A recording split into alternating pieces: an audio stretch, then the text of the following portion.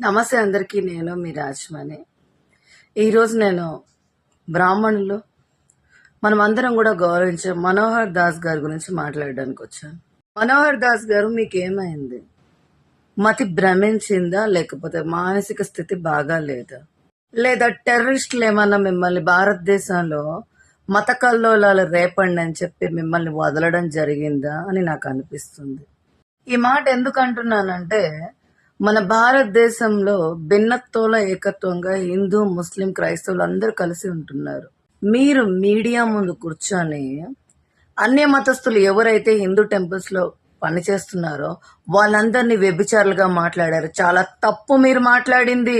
మీరు హైలైట్ అవ్వడానికి మాట్లాడారు, లేకపోతే మీకు మతి భ్రమించి మాట్లాడారు, లేకపోతే మీరు ఒక టెర్రరిస్ట్ సంస్థకి మత కల్లోలాలు భారతదేశంలో రేపడానికి సహకరించడానికి మాట్లాడారో మాకైతే తెలియదు. కానీ మీరు చాలా తప్పు మాట్లాడారు. ఎందుకంటే మన హిందువుల్లో చాలా మంది హిందువులుగా ఉండి కూడా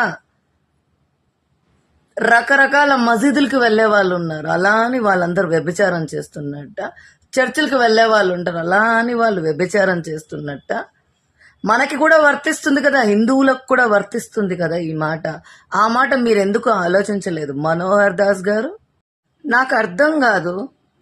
మతాలు పేరు చెప్పి ఒక మతాన్ని వేరొక మతం ఎందుకు అవమానించడం జరుగుతుంది? ఏ ఉద్దేశాలతో ఇదంతా కూడా?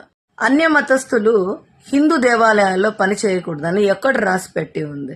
ప్రభుత్వ ఉద్యోగాలు అనేవి ఒక మతానికి సంబంధించింది కాదు. ఇలా మతం పేరు చెప్పి, కులం పేరు చెప్పి ప్రజలను ఇబ్బంది పెడుతున్నారనే రాజ్యాంగంలో వెనుకబడిన తరగతులకి పెద్దపీట వేయడం జరిగింది. ఇంకా ఇంకా ఇంకా మీలాంటి బ్రాహ్మణులు ముందుకు వచ్చి ప్రజల మధ్య చిచ్చులు పెడుతూ ఘోరాలకి పాల్పడడం కరెక్ట్ కాదు. నువ్వు పాగలోనివా? మైండ్ ఏమైనా సర్కాయించిందా? ఎందుకంటే ఇప్పుడు నువ్వు అనుభవిస్తున్న రాజ్యాంగం కూడా ఒక వెనుకబడి తరగతికి చెందిన డాక్టర్ అంబేద్కర్ రాసిన రాజ్యాంగం. అది వచ్చిన తర్వాతనే దొరల పాలనలో కుక్కల్లాగా బ్రతికిన మన భారతీయులు, ఎన్నో హింసలకు గురైన భారతీయులు ఈరోజు ఫ్రీడమ్, స్వాతంత్రం అనుభవిస్తున్నారు. నువ్వు కూడా ఈరోజు ఇలా మాట్లాడుతున్నావు అంటే దానికి కారణం మనకు వచ్చిన రాజ్యాంగం వల్ల వచ్చిన స్వాతంత్రం. మైండ్ పనిచేస్తుందా మనోహర్ దాస్ జీ మీకు? అన్య మతస్థులు అంటూ మనుషుల మధ్య చిచ్చు రేపడానికి ప్రయత్నిస్తున్నారు. అసలు మనిషిని మనిషిగా చూడండి. మనిషిలో ఉన్న రక్తమే చెప్తుంది కదా మనుషులందరూ ఒకటే అని. ఆ మాత్రం నీకు తెలియదా? ఒక బ్రాహ్మణ పుట్టినోడివి. భారతదేశంలో మొత్తం హిందూ మతమే ఉండాలి అనే మీ ఉద్దేశం ఇప్పుడు కాదు ఉండాల్సింది. మొదట్లోనే ఆంగ్లేయులు ఎంటర్ కానప్పుడే అప్పుడు ఏం చేసావు? ఎక్కడున్నావు నువ్వు? ఇప్పుడు అన్ని మతాల వాళ్ళు కలిసి అన్నదమ్ములుగా, అక్కచెల్లుగా కలిసి ఉండే తరుణంలో నువ్వు ఇలా ప్రవర్తించడం, ఇలా మాట్లాడడం కరెక్ట్ కాదు మనోహర్ దాస్ జీ.